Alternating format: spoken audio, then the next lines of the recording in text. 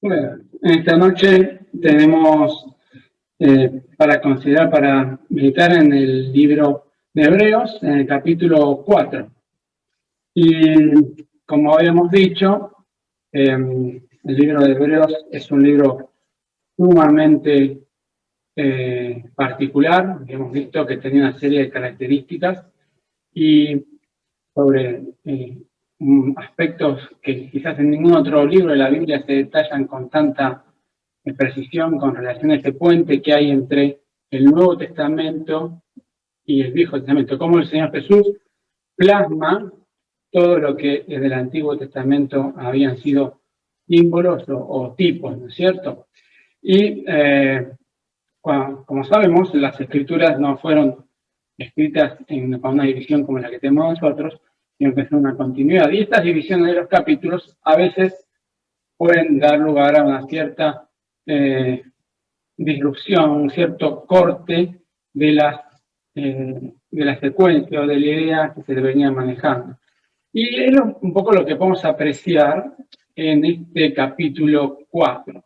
Vemos como que en realidad es una continuación, por lo menos una primera parte, una continuación de lo que veníamos viendo en el capítulo 3. Así que vamos a comenzar leyendo, vamos a leer todo el capítulo 4 y luego entonces vamos a tener algunos pensamientos al respecto sobre. Leemos entonces en Hebreos 4. Dice Hebreos 4:1, temamos pues, no sea que permaneciendo aún la promesa de entrar en su reposo, alguno de vosotros parezca no haberlo alcanzado. Porque también a nosotros se nos ha anunciado la buena nueva como a ellos, pero no les aprovechó el oír la palabra, por no ir acompañada de fe en los que la oyeron. Pero los que hemos creído entramos en el reposo, de la manera que dijo, por tanto juré mi ira no entrará en mi reposo, aunque las obras suyas estaban acabadas desde la fundación del mundo. Porque en cierto lugar dijo así del séptimo día, y reposó Dios de todas sus obras en el séptimo día. Y otra vez aquí, no entrarán en mi reposo. Por tanto, puesto que falta que algunos entren en él y que aquellos a quienes primero se les anunció la buena nueva no entraron por causa de la desobediencia, otra vez termina un día, hoy, diciendo después de tanto tiempo, por medio de David, como se dijo, si oyeres hoy tu voz, no endurezcáis vuestros corazones. Porque si Josué les hubiera dado el reposo, no lo harían después de otro día. Por tanto, queda un reposo para el pueblo de Dios. Porque el que ha entrado en su reposo también ha reposado de sus obras, como Dios de las suyas. Procuremos, pues, entrar en aquel reposo, para que ninguno caiga en semejante ejemplo de desobediencia. Porque la palabra de Dios es viva, eficaz y más cortante que todas las espadas de filos, y penetra hasta el alma y el espíritu, las coyunturas y los tuétanos, y discierne los pensamientos y las intenciones del corazón. Y no hay cosa creada que no sea manifiesta en su presencia. Antes bien, todas las cosas están desnudas y abiertas a los ojos de aquel a quien tenemos que dar cuenta. Por tanto, teniendo un gran sumo sacerdote que traspasó los cielos, Jesús, el Hijo de Dios, retengamos nuestra profesión, porque no tenemos un sumo sacerdote que no pueda compadecerse de nuestras debilidades, sino uno que fue tentado en todo según nuestra semejanza, pero sin pecado. Acerquémonos, pues, confiadamente al trono de la gracia para alcanzar misericordia y hallar gracia para el oportuno socorro. Como vimos el jueves pasado, ya venía mencionando este tema del reposo, que es una de las tantas figuras o características que el pueblo de Israel tenía y que el escritor va demostrando cómo cada uno de ellos es la figura del Señor o la obra del Señor es superior a lo que el pueblo de Israel tenía hasta ese momento. Encontramos acá que hace justamente, como habíamos visto ya en el capítulo anterior, un llamado de atención, una exhortación a los lectores de la carta de no cometer nuevamente el error que había cometido el pueblo de Israel en el desierto. Ese error que había cometido de no haber creído en lo que Dios les había prometido. Dios les había llevado hasta las puertas de la tierra que Dios les había asignado, y el pueblo, desoyendo la voz de Caleb y de Josué, y escuchando a los otros 10 espías, decide quejarse, rebelarse a lo que Dios había propuesto, y esa desobediencia provoca en ellos el castigo de la peregrinación por el desierto durante 40 años, no pudiendo entrar ellos en esa tierra de reposo. Y justamente en este pasaje se hace un hincapié en eso, en cómo la incredulidad, a pesar de todo lo que el pueblo había visto a lo largo de ese periodo de tiempo que había estado en el desierto, y antes del desierto, el tiempo que había estado en Egipto. Pensemos, a veces perdemos un poco, por lo menos pasa a mí, perdemos un poco la perspectiva de lo que el pueblo había vivido y cómo reaccionó a ello.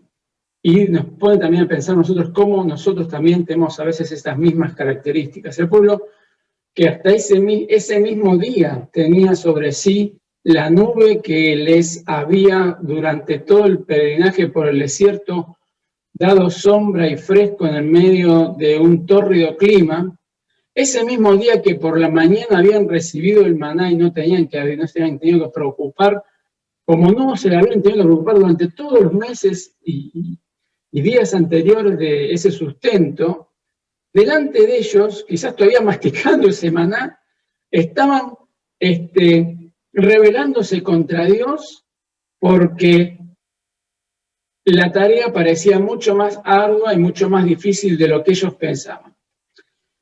Y ya, quizás a nosotros nos pasa lo mismo.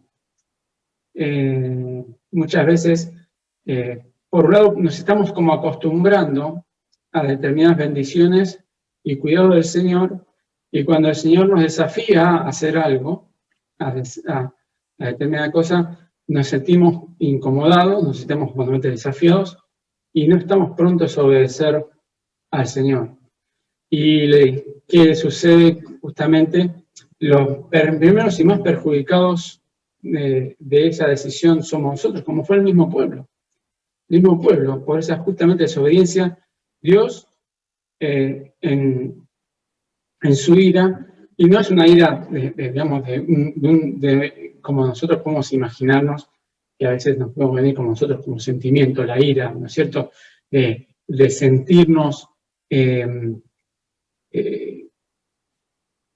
digamos, desilusionados o agredidos o ofendidos por un hecho que nos contraría, sino en el caso del Señor justamente como muestra de su justicia, de su rectitud, porque justamente siendo Él absolutamente justo, misericordioso y bondadoso, cuando les pide al pueblo que tomen este desafío y el pueblo no lo hace, obviamente el Señor les muestra la consecuencia de esa desobediencia, que lamentablemente nos pasa también muchas veces a nosotros. Justamente dice aquí, ¿verdad?, en el versículo, en los versículos 3 al 5, de que Dios ya tenía, Él había preparado eso, el pasaje cuando leemos, nos habla de que Dios ya tenía preparado eso, y que el hecho de la negación del pueblo no contrariaba sus planes. Nada puede contrariar los planes de Dios. Si nos perjudica a nosotros, nos priva a nosotros del beneficio y del privilegio. Como vemos en Efesios 2:16, Dios preparó de antemano buenas obras para que nosotros andemos en ellas. Pero nosotros, obviamente, tenemos que ponernos en las manos de Dios para poder hacerlo. Ahora, en este pasaje, encontramos que este reposo se habla no solamente de la tierra de Canaán, el hecho de que ellos finalmente no entraron en la tierra de Canaán en el momento que Dios quería que ellos lo hiciesen, sino que entraron toda una generación después, consecuencia de su pecado, sino que aún en la tierra de Canaán tampoco tuvieron reposo. ¿Por qué? Por justamente consecuencia de su desobediencia, porque cuando leemos en Levítico, en el capítulo 26, Dios, una de las cosas que en el 26:6, justamente una de las características y una de las más claras muestras del poder y de los planes de Dios para el pueblo de Israel es que si ellos entraban en la tierra prometida y ellos obedecían a Dios, Dios les iba a dar paz. Dios les iba a dar una tierra de prosperidad, fructífera, una tierra pacífica, no porque ellos, no por sus propias capacidades para lograr la paz, sino porque justamente Dios iba a inculcar el temor en todas las naciones de alrededor y Dios iba a tener paz. Es muy interesante cuando vamos en las Escrituras y encontramos que Dios les había pedido al pueblo que 3 veces al año todo el pueblo se reuniese a las fiestas y toda la nación tenía que reunirse, que toda la nación quedase despoblada y que Dios le dice, no se preocupen, porque aunque queden deshabitadas las casas y todo el pueblo se congregue, Dios iba justamente a dar su protección y su paz a toda la nación, consecuencia justamente de su obediencia y de su dependencia de Dios, obedeciéndole, ¿sí?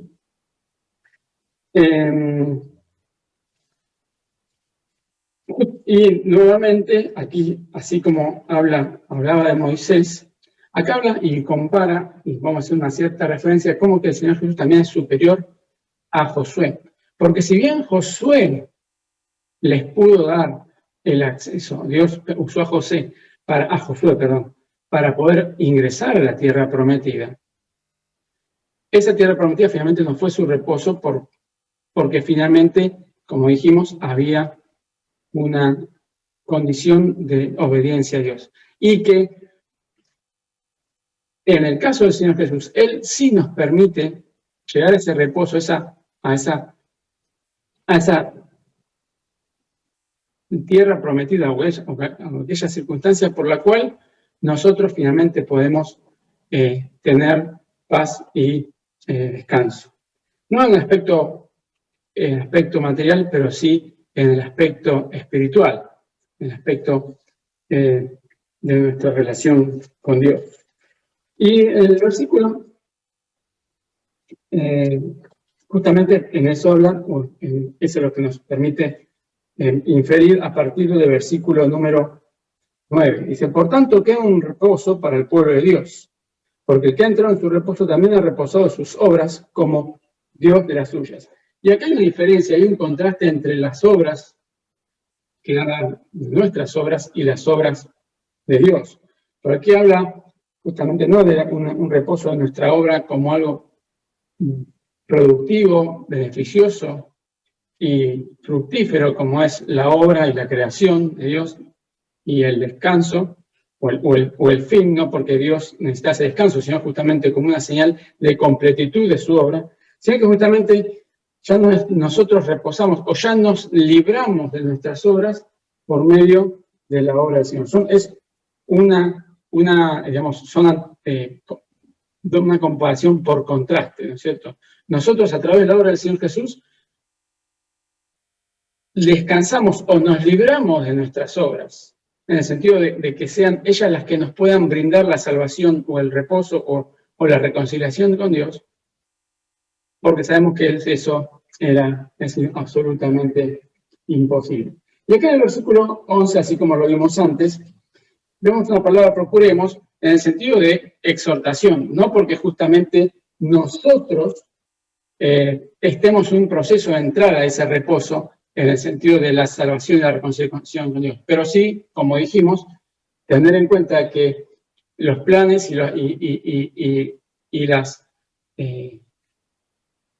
las actividades que Dios tiene pensado para nosotros, que muchas veces nosotros no cumplimos y que por lo tanto perdemos el beneficio y la bendición que ellas tienen. Procuremos pues entrar en aquel reposo para que ninguno caiga en semejante ejemplo de desobediencia.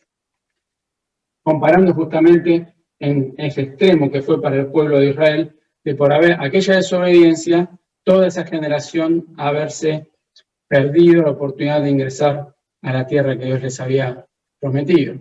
Es como justamente la demostración de cuán terrible puede ser el nosotros no ser obedientes a Dios. Como esa única desobediencia, por así decirlo, le significó 40 años de peregrinaje en el desierto. Y es para nosotros, sin duda, en el día de hoy, una terrible elección como es esta, ¿no es cierto? El ejemplo de desobediencia que es este caso del pueblo Cohen, que sin duda alguna no pensaban tener una respuesta a esta característica de parte de Dios. Ellos sabemos que a lo largo de todo el peregrinar una y otra vez se quejaron que no tenían agua, que, bueno, primero obviamente que los egipcios los iban a alcanzar, los iban a matar a todos, que después de que no tenían agua, que después no tenían comida, que después esto, que después lo otro.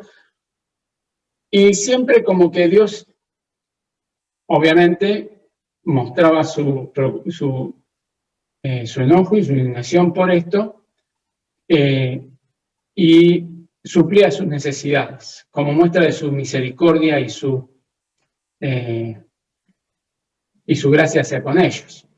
Y en ese momento quizás, podemos imaginar, quizás pensaron que, bueno, no va a pasar de mayores. Sin embargo, fue, podemos decir en cierta manera, como la gota que colmó el vaso de la paciencia y la magnanimidad de Dios. Por ese rechazo y su falta de fe del pueblo al desafío que le estaba poniendo.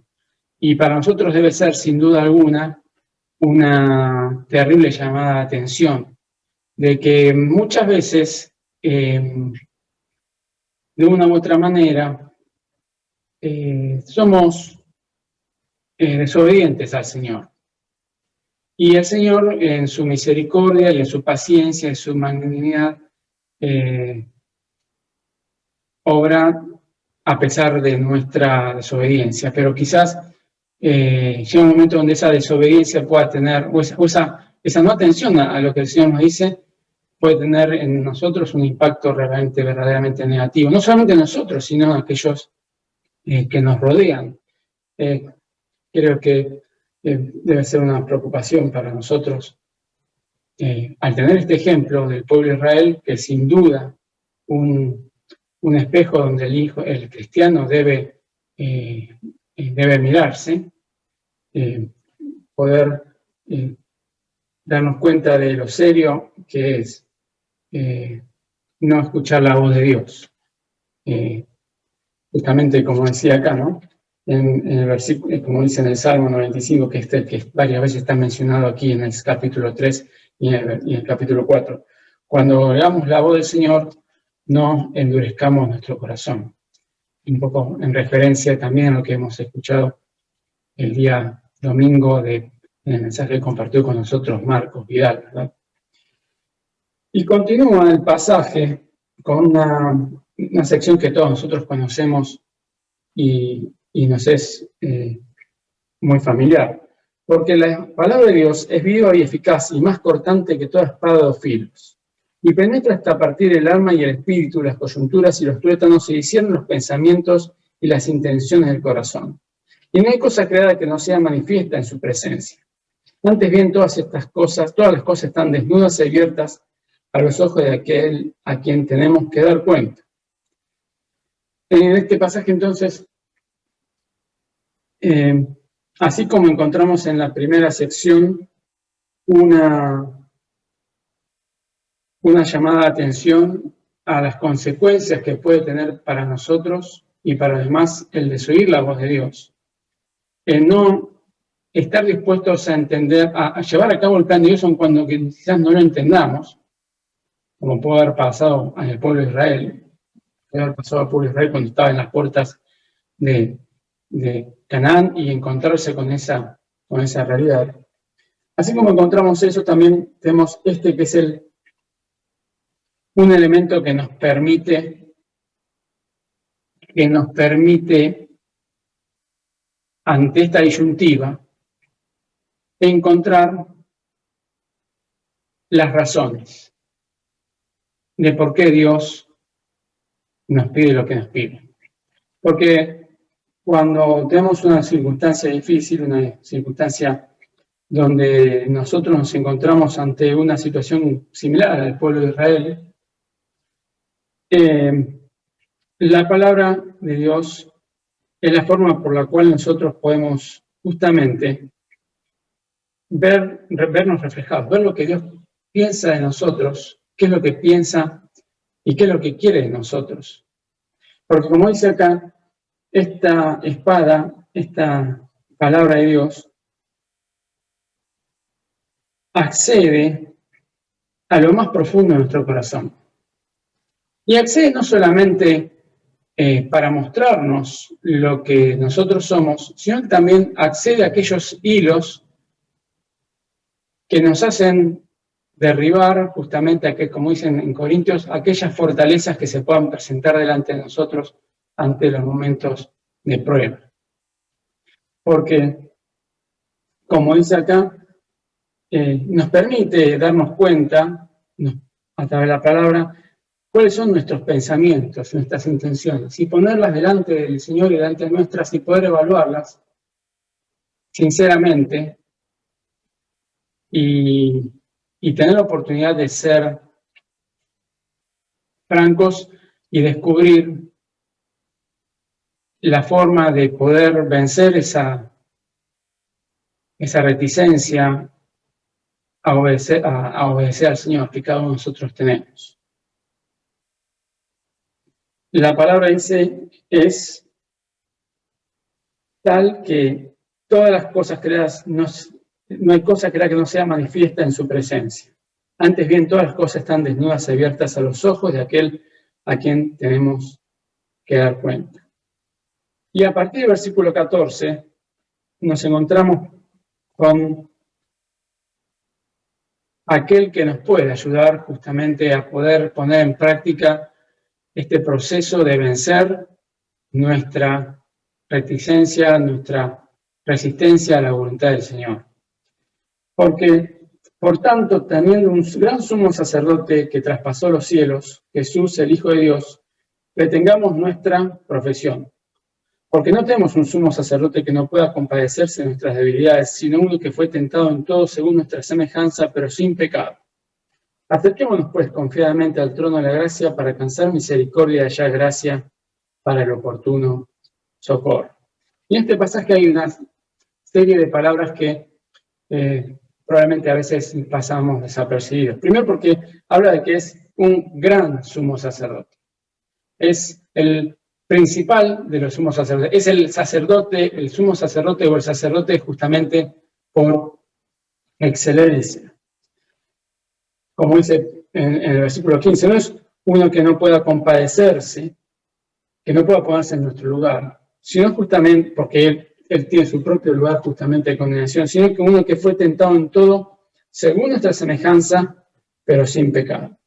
Y el Señor justamente nos permite tenerlo como ejemplo de, a pesar de las circunstancias, a pesar de dificultades, tener la posibilidad de acercarnos a Él confiadamente, a Dios, como dice en el versículo 16, y hacer misericordia ante estas circunstancias de nuestra flaqueza, de nuestras debilidades, de nuestra reticencia a ser la voluntad de Dios, y hallar gracia para el oportuno socorro. Y hallar justamente la fuerza, los medios para poder justamente, en una traducción que nos permite quizás darle más otro sentido a esta palabra, se traduce el oportuno socorro como el momento crucial. Esos momentos que son un punto de inflexión en determinada actitud, en determinada circunstancia, en determinada condición, es justamente donde a través de la palabra de Dios y por medio del Señor Jesús podemos acercarnos confiadamente, como dice aquí, al trono de la gracia para alcanzar misericordia y hallar gracia para el oportuno socorro. Tenemos en este párrafo también una palabra que es que para nosotros quizás a la distancia no tiene, y por la familiaridad que tenemos con el Señor, no tiene el peso o la significancia que tenía para el pueblo de Israel. Porque habla de acercarnos confiadamente al trono de la gracia. Recordemos que el pueblo de Israel no podía acceder al templo, solamente los sacerdotes.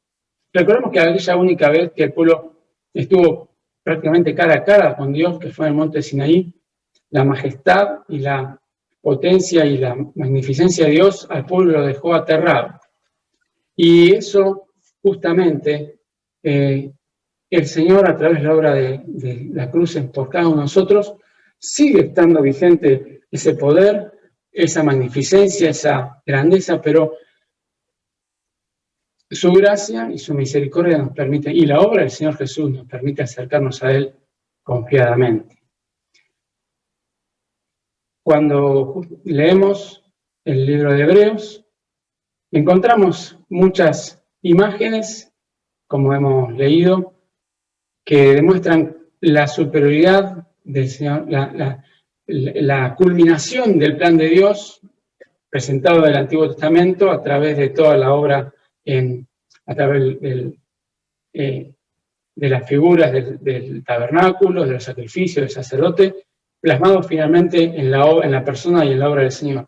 Y esa cercanía a veces nos hace perder de vista esto que estábamos mencionando, que Dios es cercano a nosotros, es nuestro Padre, pero no deja de ser sin duda un Dios majestuoso, santo, como lo vio Isaías, y que aún en esa posición de majestad y de potencia, a través de la obra del Señor Jesús podemos confiadamente acercarnos a Él para reconocer, como hemos leído a través de lo que la Biblia nos muestra en nuestras limitaciones, en el versículo 12 y 13, y delante de Él plantearnos nuestras limitaciones. Y sinceramente delante de Él, decirle que, confesarle nuestras fallas y nuestra tendencia natural a no oír su voz y endurecer nuestro corazón. Y poder, aún a través de esa circunstancia, pedir al Señor, en primer lugar, perdón por nuestras flaquezas y fortaleza para poder hacer frente a cada una de las circunstancias que el Señor nos toca vivir. Que el Señor esta noche nos bendiga a poder animarnos a leer su palabra para vernos reflejados en ella a través de lo que Él nos muestra, a agradecerle la obra del Señor Jesús por cada uno de nosotros en la cruz, porque Él, siendo Dios y siendo hombre, perfectamente Dios y perfectamente hombre, puede compadecerse de nosotros, porque Él sufrió la tentación y puede darnos, como dice aquí, nos permite acercarnos a Dios para hallar misericordia y también gracia y fortaleza para el oportuno socorro. En los momentos difíciles, en los momentos críticos, la respuesta a nuestras necesidades. Que el Señor nos bendiga esta noche en esta breve lectura y meditación de lo que es el capítulo 4 de Hebreos, a poderlo repasar en casa, meditarlo y agradecer al Señor por su provisión, por sus bendiciones y rogarle justamente para que nosotros podamos en nuestras dificultades, en nuestros momentos, en estas pruebas, tener la valentía de poder oír su voz y no endurecer nuestro corazón. Que el Señor nos bendiga.